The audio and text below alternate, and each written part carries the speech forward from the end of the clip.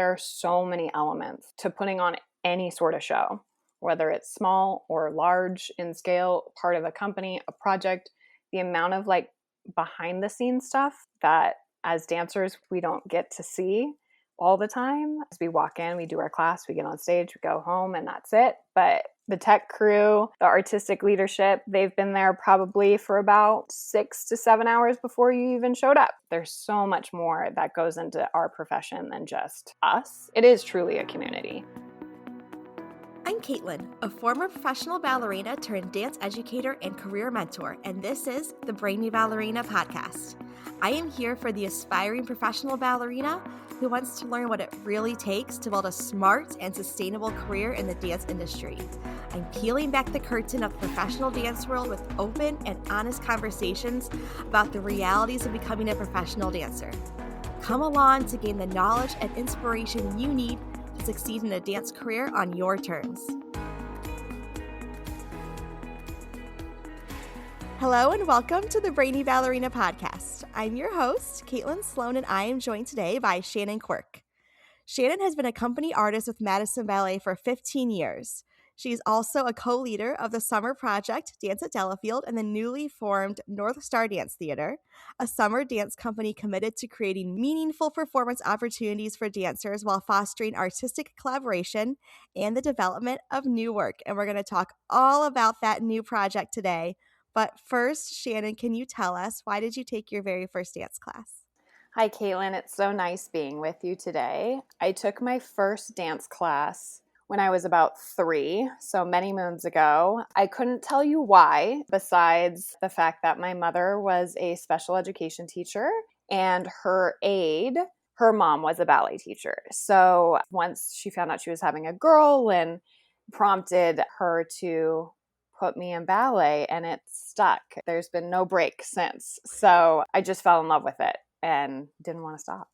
And what was your training like growing up from there? My training, I wouldn't say it was standard, but in my head it was standard. I grew up in a ballet conservatory, but we also did work with, I had a modern teacher, a jazz teacher, and a tap teacher, and hip hop for a very brief time. So I was fortunate enough to kind of get that element as well besides my ballet training. And the school that I trained at, West Coast Conservatory of Ballet, had a studio company called Orange County Regional Ballet.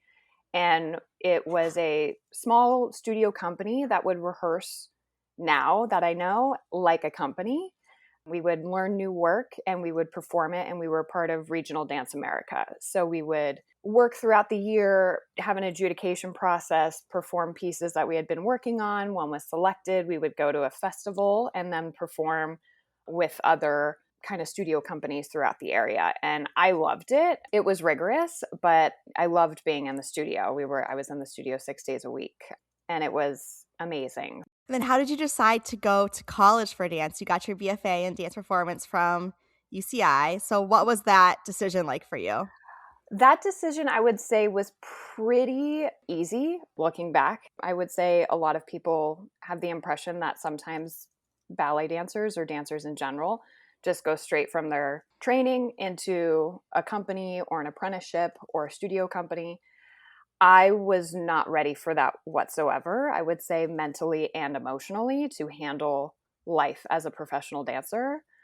Also, my parents strongly encouraged that I pursue some academics as well. They're very supportive, but they also know that this career does not last forever. And having a backup is always smart, because it can end in an instant with an injury or burnout or whatever may happen. So I actually got injured my senior year of high school and deferred for a full year for UCI and just took basic academics while I recovered, and then came into UCI my sophomore year and started their dance program, as well as pursuing political science.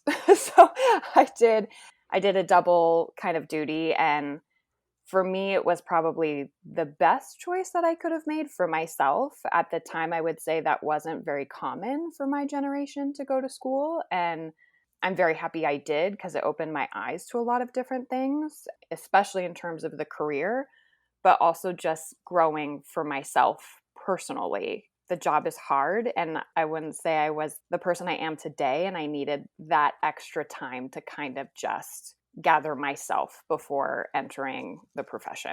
Yeah, I felt the same way at that Yeah. age for sure.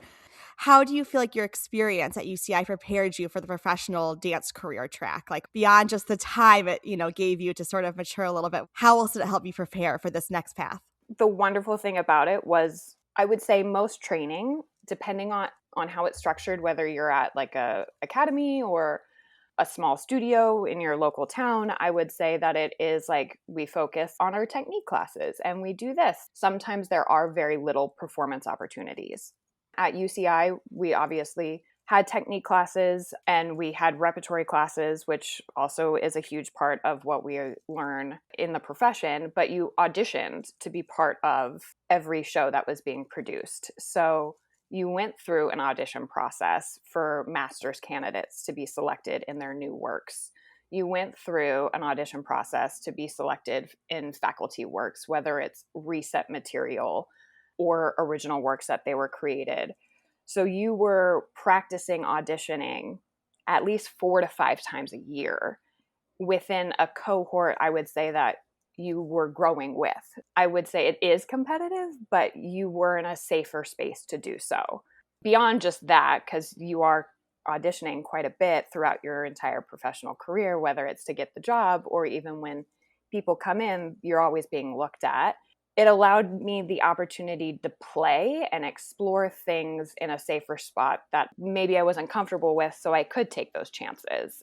And also working with people that are creating new work, you figure out the process of collaborating and like what that is like to be in that situation, because most of us just learn a variation and somebody teaches it to you and you go in and you perform it and that would be it. So working with different master's candidates and different professors that I had and being on the floor and helping in that creative process really, I think, preps me more so for the career than anything I probably got as a student.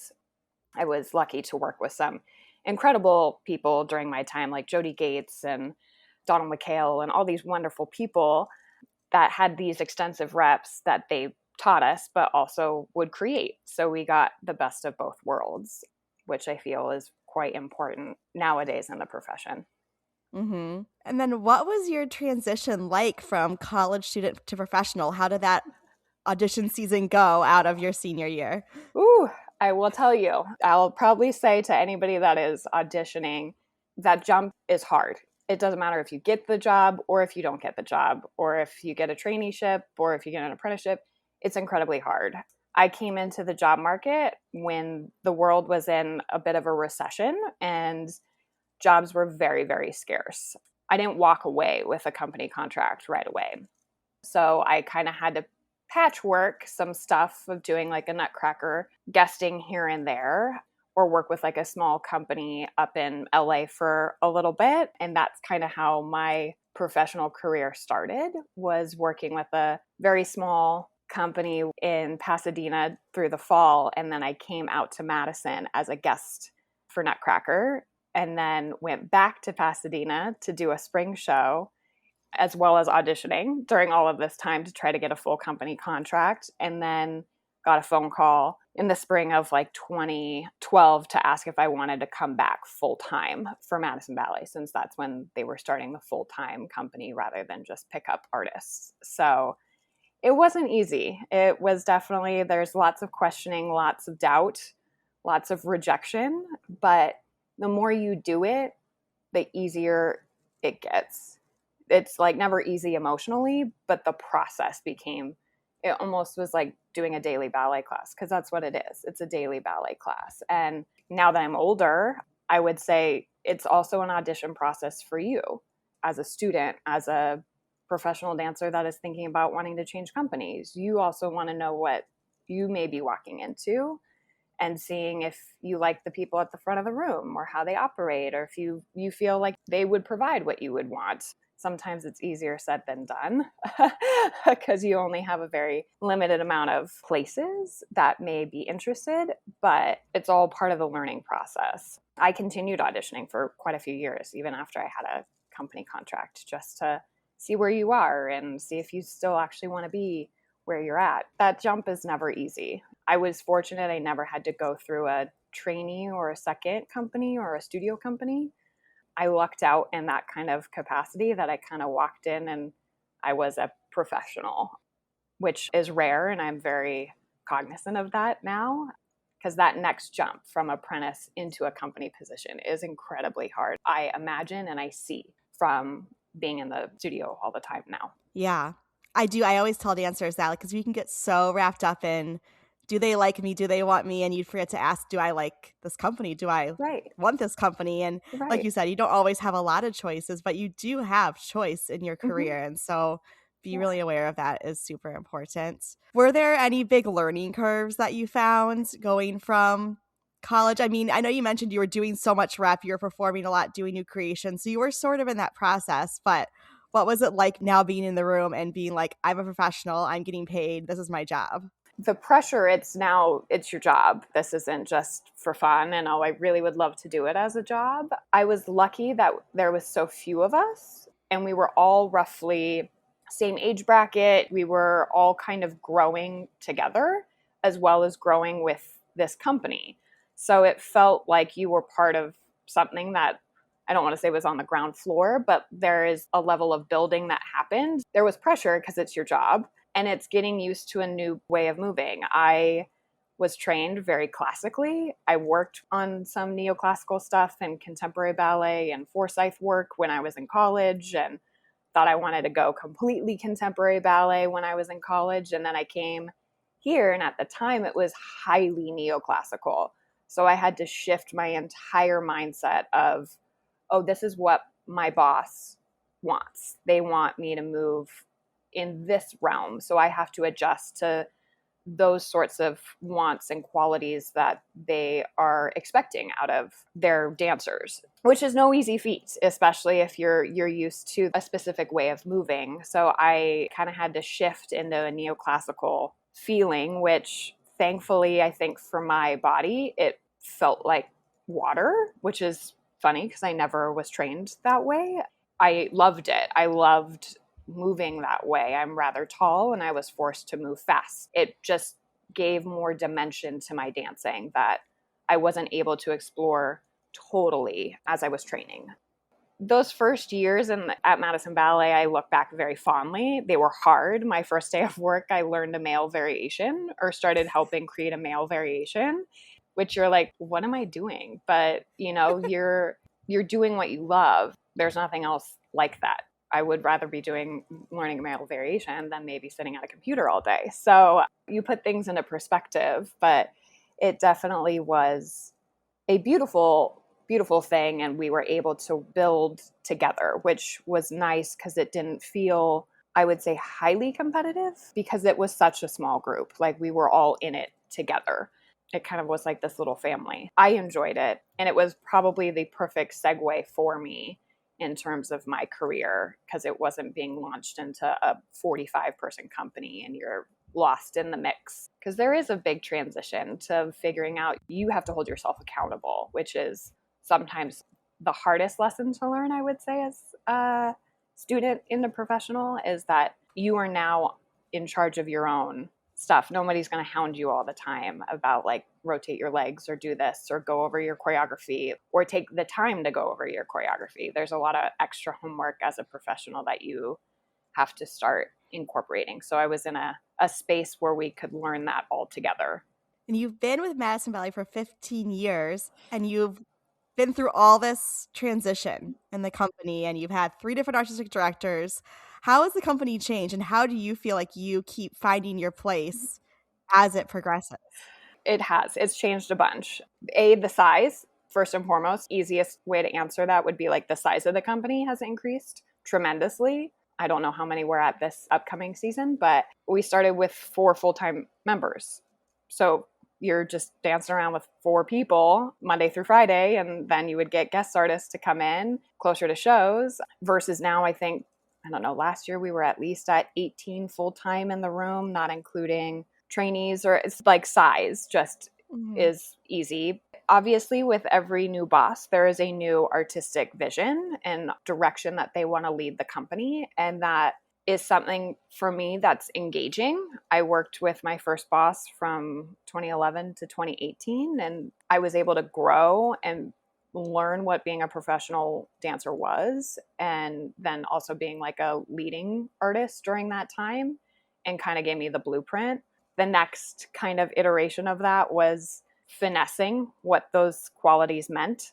And then now I feel like with this artistic leadership, it's back to those original works and that creativity, which is always engaging. So I feel with each leader, it kept me engaged because they expected and wanted different things and allowed me to continue to grow. Because I imagine if you've been working with one leader for 15 to 20 years, you could just be doing the same rep all the time. There isn't that, oh, what's new? And granted, your rep changes year to year, but it's the same person. You're having those same expectations that they wanted 10 years ago, they still want it now. So I feel that has kind of kept me on my toes, so to speak. Having all those different leadership changes, it is always difficult to see where your place is with new leadership. And I've been lucky that I've been given the opportunity to continue as I've gotten older, and the faith and trust that I can still do my job and hope that it works still within that vision. And the maturity factor, I think, as I've gotten older, I would like to say helps. And especially when you have younger dancers coming into a company to kind of have a grounding sensation for the company. I will keep saying this. I'm very grateful and very fortunate that somebody wants to keep employing me into these years.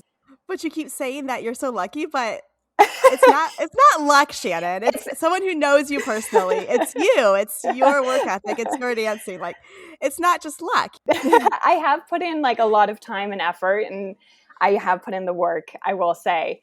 Most dancers are hard workers. Most dancers will try to go that extra mile. Nobody is in a studio not wanting to do their best. Sometimes just dynamics don't fit. And I'm aware of that as I've gotten older and seen changes, that you could be the most talented person in the room and you just might not be the right fit for them or the right kind of direction that they want to take the company. And that's why I think I'm so lucky, because there have been 3 different people that somehow still see me as part of this organization, and that, not everybody is so fortunate to have. All 15 years have taught me something entirely different. And even when I would go and perform with other companies, that just, I think, informed what I was able to bring back here to Madison, since this has been pretty much my artistic home.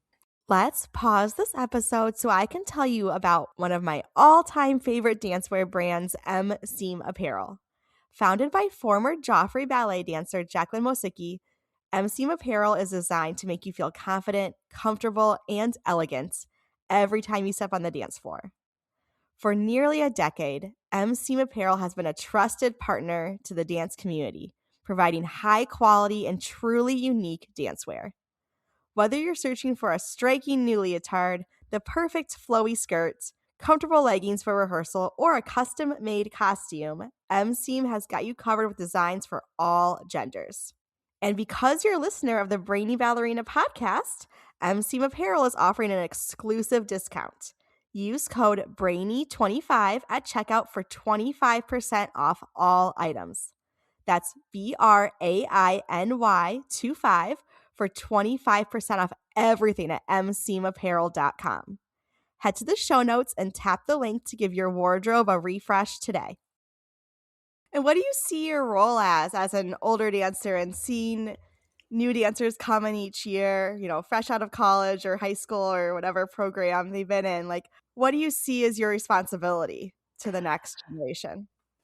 I think just leading by example, making sure that you're doing what the job expects of you, especially since I still do principal roles in ballets. And also when I'm not doing it, when I'm with everybody else in core, you got to make sure that you know what is expected of you when you're doing your job. But also, I like to think that I'm a place where people can come and talk to me about the job. It is hard. It is a hard transition. And I feel like I enjoy that mentoring and seeing the best way to help people shepherd into some sticky situations that they may find themselves in. Like, hey, I'm not getting casted. I'm like, well, sometimes we don't get casted, and that's okay. That doesn't mean that you're not right for it. We need to look at it a little differently. I always like to tell dancers, like, go back to the work, because the work is the most important thing. And if you continue to go back to the work, usually people see that in the front of the room. I have a lot of colleagues that will be like, oh, it's like Mama Shannon. She's the one that encourages. She's, like if there's an issue, you can go to her. So I've grown into that, I would say, because I was not like that, obviously, when I came in. But now with the years under my belt, I like to be that grounding force, because we can all get very anxious and we all are perfectionists in our own way. And sometimes you just have to take a deep breath and be like, it's still a rehearsal. We're not performing just yet. We still work. You're allowed to tinker. You're allowed to play. It's not opening night. So let's take a deep breath and do our job and make it better, because that's what we're here to do. What do you feel like you've learned about staying motivated over different seasons of a dance career? How do you keep that motivation intrinsically? I love what I do. I love it. The being in the studio is actually more enjoyable sometimes for me than a performance.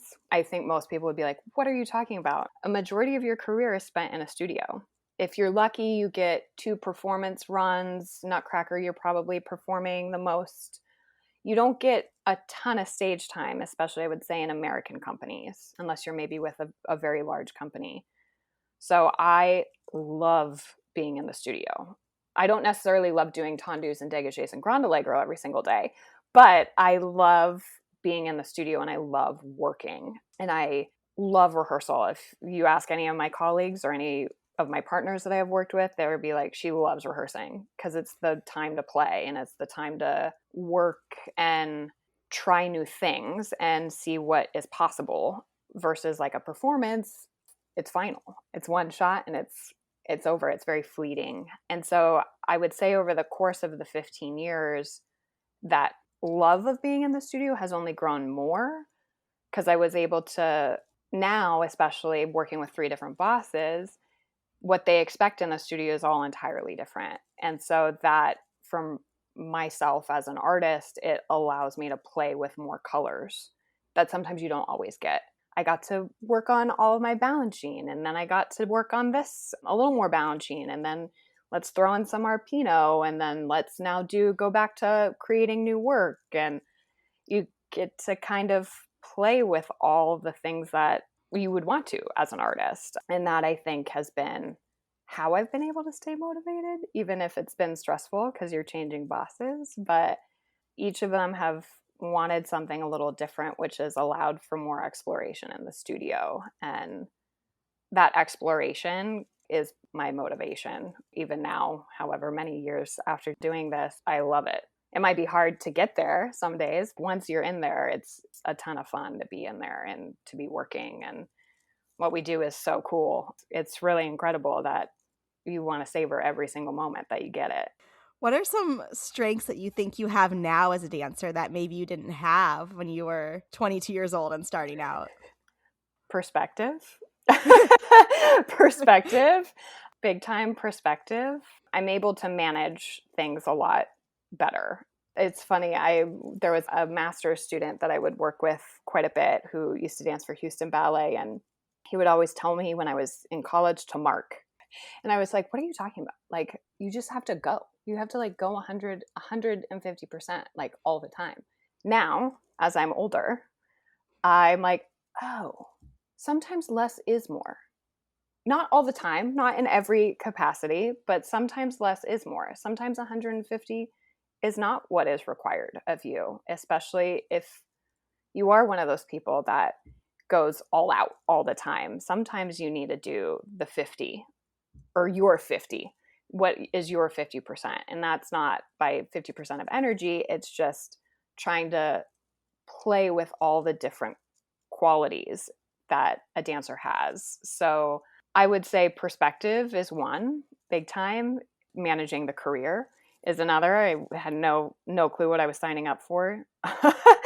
I would say that now, as I'm in like the later stages, I wish I would have enjoyed some of these amazing things that I got to do when I was younger versus being nervous about like having it be like perfection or wanting it to look a certain way, or I didn't hit a pirouette exactly how I wanted it, rather than just enjoying it, because you don't get those opportunities all the time. And I think that's one of the biggest things that I've learned now. Like every time I get to step on stage, I try to enjoy it more so than being an anxious person of wanting to expect it to be a flawless show. I'm like, it's not going to be. You're a human. So just try to enjoy it and be present in those moments. That's what I wish I would have done a bit more when I was 22.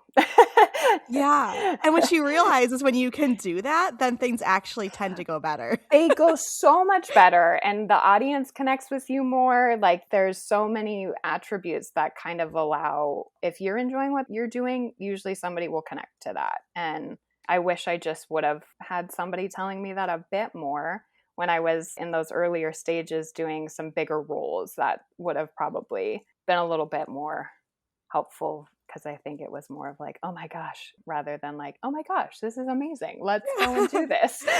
Yeah. You feel like you have to prove yourself every time Yes, instead of just being like, okay, it's exactly. one more opportunity to perform and share. Exactly. Because I feel like a lot of people start thinking I'm constantly trying to prove myself versus enjoying it, enjoying Mhm. the ride.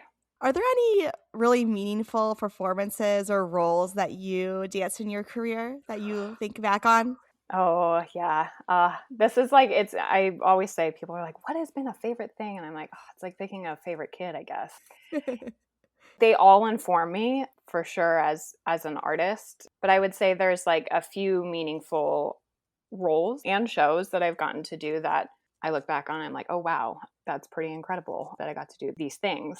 First time I ever got to do a title role, I did Cinderella, and I was newly into doing like principal stuff. So that was amazing and taught me so much about carrying a ballet and also developing a character, especially that character that is like very, everybody knows Cinderella in various types of stories. So that was a very meaningful role that I got to do early in my career. I have a plethora of Balanchine ballets that I've been fortunate enough to do. A few are like Tchaikovsky Pas de Deux. I got to do this ballet that's very, I think most people wouldn't even know that Balanchine choreographed this. It's part of Tchaikovsky's Suite Number 3, but it's the first section and it's called Elegy.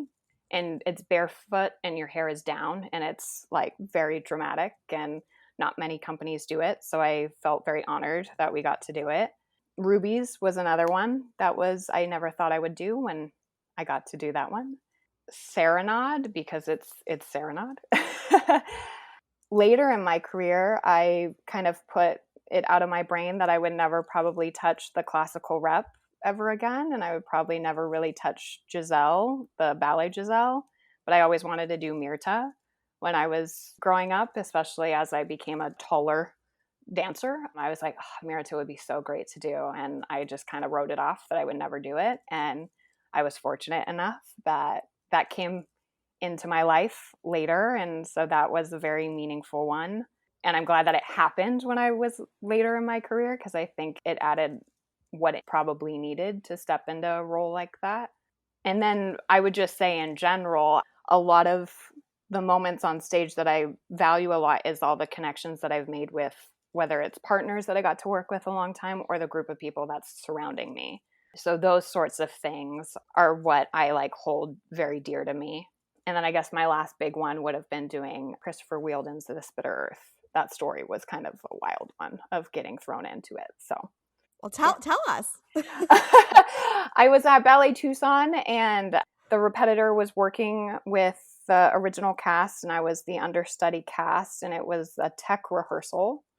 And the original cast, it wasn't going very well. And, repetitors come in, especially during tech week, and they have very limited time. And this repetitor I had worked with before, and she is very much about the work and honoring the work. And so certain things weren't going well. And she got on the God mic and said, "Shannon, let me see it." And so I went and hadn't touched it in about 3 weeks and went and did the pas. And she said, "All right, you're going in. You're going in tonight." And I was like, can I go over that? Because This Bitter Earth is part of a larger ballet called 5 Movements and 3 Repeats. And Ballet Tucson was doing the full thing. And I was like, I haven't touched the finale in about 4 weeks. Do you think we could maybe go through that before I just get thrown into a dress rehearsal? And she said, "Oh yeah, we can do that." But I've had mentors tell me stories like that. And you're like, that kind of stuff never happens. That you're like, you kind of write them off. And then when you're in that moment, you're like, oh wait, this is what they are talking about. Like those sorts of moments are what your teachers try to prep you for. They try to tell you these stories in order to be like, you never know what can happen. Somebody could get injured, dancers may get pulled, like there could be an illness, there's a whole host of things. And so I was like, oh, this is what they meant by these stories. And so, so I ended up performing all 4 shows of that pas, which is beautiful, and with very limited rehearsal and, not touching it with the partner at the time for about 3. And so you're like, okay, here we go. But so that is memorable also. I mean, the pas stunning, but the story that goes along with it is always like the lesson part of that one. So and then you're like, I did that. But right. You're like, I could do anything. I did this after very limited time on stage. And which I will say that my time with Madison, because we were so small, I think really helped prep me for those sorts of things, because Ballet Tucson was a bit bigger of a company and they had the ability to have multiple casts and to share roles a bit more than we did in Madison. So you kind of were doing a whole bunch of different stuff. You were always dancing, you were always doing things. So my early stages of my career here at Madison kind of prepped me for those sorts of moments. Do you have a dream role that you hope to dance? Oh, I would love to do Manon. That would be like one. A Romeo and Juliet would be awesome. I've done a balcony pas. I've had a balcony pas created on me, but the full length would be incredible. If you can't tell, I love the drama. That seems to be my calling card. And then I think Onegin is also a beautiful story. That would be incredible to do. So those are kind of my dream, but I'm not sure if they'll come to fruition at this moment in my journey. Well, maybe North Star Dance Theater in stage 1. Yeah. Well, let's talk more about North Star. So I want to hear about this brand new company that you have started. How did it all come about? So after the pandemic, I'll kind of go from the beginning quickly. Madison Ballet performed out at Summer Stage of Delafield, and we were out there for a couple of seasons. It's where we first performed coming out of COVID, which was magical. We ended up going back the next year, and then with the change of leadership, they no longer wanted to continue that sort of outdoor performance out there. And so I was like, wait, that was a really cool place. I wonder if they still want dance. Is this possible? And so I called the artistic director and asked if they still wanted dance. And he was like, yes, we would love to have some dance. And I was like, oh, okay. Well, it would give people opportunity to just like dance during the summer. And we could do it like right at the end of summer, very beginning of fall. So I called as many tech people that I've known over the years and asked like, what would it take? And they were like, this is what it takes. And I'm like, is it possible? And they're like, oh, absolutely. So a group of us put on Dance at Delafield probably in like less than 90 days. It was like we had those calls in June and then we performed by September. And it's a labor of love to like make a show happen out there. We have been out there for 3 summers and we were planning on going out for the 4th, and scheduling changes and things outside of our control we weren't unable to go back for this summer, and we wanted to still continue to produce stuff and give people opportunities to work on their craft over the summer. So we had to pivot, and stars aligned where we were fortunate enough to get some theater opportunities within Madison. And we obviously can't continue to call it Dance at Delafield. So we changed the name, which we always wanted to expand, but we didn't think it would happen this summer. We kind of thought it would be in a couple of years. When you have an opportunity, you just got to kind of roll with it and see what happens. So we formed it this winter, technically, the name came about, and we started. Our first day of rehearsal for the whole new group was June 1st, and we performed June 26th and 27th. So it's kind of our style, is to put it together really freaking quick. But yeah, so it was something that me and my co-leader and also a longtime dance partner have wanted to do. We've wanted to create more opportunities for dancers and artists and choreographers to just keep working during the summer, since for those of us that aren't fortunate enough to have a 52-week or a 50-week contract or a 45-week contract, you're off all summer and you're picking up a side hustle of pick your poison. And I'm sure a majority of people would love to be working, and we wanted to see if we could actually continue to foster something like that. And that's kind of how this came about, wanting to just keep giving more opportunities. And selfishly, I would love to keep dancing as well. If you're a dancer starting to think about college, or a parent trying to navigate the often overwhelming world of dance admissions, I want to tell you about an event that I wish more dancers knew about. CNBC is a unique college recruitment weekend designed to connect dancers with college dance programs in a supportive, non-competitive environment focused on growth, learning, and possibility. Hosted by Detroit Metropolitan Dance, formerly Eisenhower Dance Detroit, at Central City Dance in Canton, Michigan, this 2-day event takes place October 3rd and 4th and brings together dancers, parents, and college representatives from programs across the United States.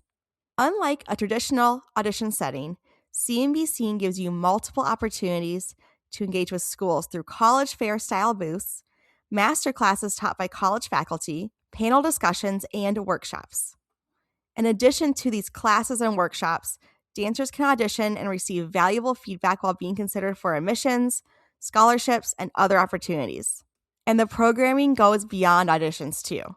Dancers and parents can attend sessions covering topics like navigating the college application process, FAFSA and financial aid, careers in dance, nutrition, health and wellness, injury prevention, resilience, and preparing for life beyond high school. Whether you're just beginning your college search or preparing to audition this year, CNBC offers a chance to learn, connect, and gain clarity on your next steps. To learn more and register, head to the link in the show notes and start planning for an inspiring weekend this October. What's your vision for North Star? What are you excited about? I think I'm excited that it's actually happening. I feel like we had finally gotten a wrangle on Delafield, Dance at Delafield, and then it was now let's shift it in a giant way that it's quite unexpected in the most, beautiful of ways, but it definitely was oh, whoa, okay, here we go. The level of intricacies are much, much bigger, and it has only fostered deeper respect for people that are running ballet companies. It's a lot of work. I think I'm excited to see after this season, what we will try to bring out next summer, since I think we will have a little bit more opportunity to kind of plan in a way that I think will feel a bit more cohesive to us as a leadership group. I would say just to see what we're able to create out of bringing a bunch of different people together. The work and that people are wanting to create, sometimes they don't get the opportunity, whether it's because of, there's a whole host of reasons. And so we like to have the idea that almost you have free reign of what you would want to create. And that I feel is very rare for people. And that's, I think, one of the things that I'm excited about, to see what types of work people could create if they were like, hey, like, go, what do you want to do? Here are the dancers. What do you want to do? Because we're working on a new program, I see a lot of people dealing with some stuff that they maybe have been wanting to work on, but they haven't had the place to do it, or there's been the fear of wanting to do it because it maybe is a bit more personal. And sometimes that's scary to share, to be vulnerable and to put that sort of work out there and to share that with a community. And so I'm excited for those sorts of things, the work that comes out of it. And then hopefully it continues to just give more opportunity to more dancers and more creators to just keep working. That's at this point in time, until, just to kind of see where it will evolve in that kind of summer work. I'm really excited for, and I'm sure that it will probably change on a dime like life always does. So how do you balance being both a performer and artistic leader in this setting? How do you make that work? it's a giant work in progress. Like I was saying earlier, I feel like we kind of finally got our bearings with Delafield, and then now it's like, let's change it all. I am super fortunate to have an amazing community of people that I'm currently dancing with at North Star and at Madison Ballet, and former Madison Ballet dancers, and just a beautiful community that I have that are willing to help me and bring this to fruition. We have wonderful people that when I am allowed to be just the dancer, I have a very dear friend that's also our rehearsal director. She's in charge when I have to be a dancer, and my partner and co-leader have to be dancers. She's in charge. So the spirit of like community, I think, helps it. It doesn't make it easier, but it helps. But I will say finding that balance is a huge work in progress, and I have not figured it out just yet. It's still tinkering with like, okay, I'm going to do some emails here. I'm going to make a schedule. And then, oh yeah, now I need to go and do my choreography. And then you're in a production meeting for, 4 hours. And then you're like, okay, and now I need to review this ballet that we're working on. So I love being busy. I really do. I like flourish under those sorts of things, but I still haven't figured it out completely. I would be lying if I said I have the secret, but I don't. I think my best motto that I try to live by is to try to lead and be a source of like lead with grace and kindness. And usually it comes back. So that's kind of how I try to operate in this sphere while I'm trying to figure it out. And thankfully, people have been very wonderful with that. So I'm just going to try to continue with that motto and see, once I figure out that balance, I can let you know, but I haven't sorted it just yet. I'm sure it's ever changing. Like you said, every Yes. day is different, and it's just kind of every day it brings a new set of challenges and different, and just things you would never expect. And I think that's something that I would love for new dancers to know, that like there are so many elements to putting on any sort of show, whether it's small or large in scale, part of a company, a project. The amount of like behind the scenes stuff that as dancers, we're like the talent we don't get to see all the time. As we walk in, we do our class, we get on stage, we go home, and that's it. But the tech crew, the artistic leadership, they've been there probably for about 6 to 7 hours before you even showed up, So those sorts of things, there's so much more that goes into our profession than just us. It is truly a community. And I think I would say to any younger person, like, just take note of it, just of the people that work behind the scenes, your assistant stage manager, your stage manager, your lighting designer, the person that's back there, pulling the curtain. We're all trying to produce the same thing. We're trying to produce a beautiful show and create art. They just have a different avenue to create it. I know this is a long ways off, but in your future, do you see yourself continuing down this artistic leadership path once you someday retire, or what do you see yourself doing? Oh, I mean, I would love for North Star to kind of continue. And if that's where that role kind of lives, fantastic. I also love coaching dancers and mentoring younger dancers, especially newer into the profession. Like really that has kind of been something that I have discovered within probably the past like 4 to 5 years. I've enjoyed it and seeing like how to make my fellow colleagues shine, or people that are working with North Star right now shine. So I love like maybe a ballet master, a rehearsal director of some sorts. That's also something that I've thoroughly enjoyed. I just would love to be in the field in some sort of capacity, because I do love it, and I would love to keep creating opportunities for people. Okay, last question, Shannon. If you had to give aspiring pro dancers pursuing their career one piece of advice, what would you tell them? Oh, goodness. I think something that I maybe mentioned a little earlier, enjoy it. Work hard, do the things that you want. Always strive to be better, but enjoy it, because it does go by really fast. And those moments, you don't want to look back and be like, oh man, I wish I like just would have lived a little bit more in that moment. Just enjoy it. It will only inform you more, and it will just give you a deeper gratitude and appreciation for what you do. Because what we do and what you want to do, if you want to be an aspiring professional, it's incredible.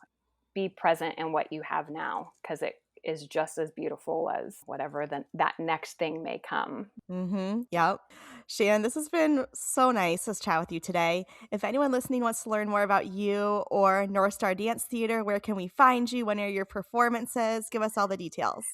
So North Star Dance Theater will be performing in Chicago, August 7th and 8th at the Doris Humphrey Memorial Theater. And then we will be performing in Madison at the My Art Starlight Theater, August 28th and 29th. And if you need any more details about North Star, it's northstardancetheater.com, or North Star Dance Theater is the Instagram handle. And then obviously I have to promote the company that I've been working for forever, Madison Ballet, same thing, madisonballet.org, and the handle is Madison Ballet. Okay, perfect. Thank you so much, Shannon, for all this. I really appreciate you. Yeah, of course. Thank you, Caitlin. Thank you for tuning in to the Brainy Ballerina podcast. If you found this episode insightful, entertaining, or maybe a bit of both, I would so appreciate you taking a moment to leave a rating and hit subscribe. By subscribing, you'll never miss an episode, and you'll join our community of dancers passionate about building a smart and sustainable career in the dance industry. Plus, your ratings help others discover the show too. I'll be back with a new episode next week. In the meantime, be sure to follow along on Instagram at The Brainy Ballerina for your daily dose of dance career guidance.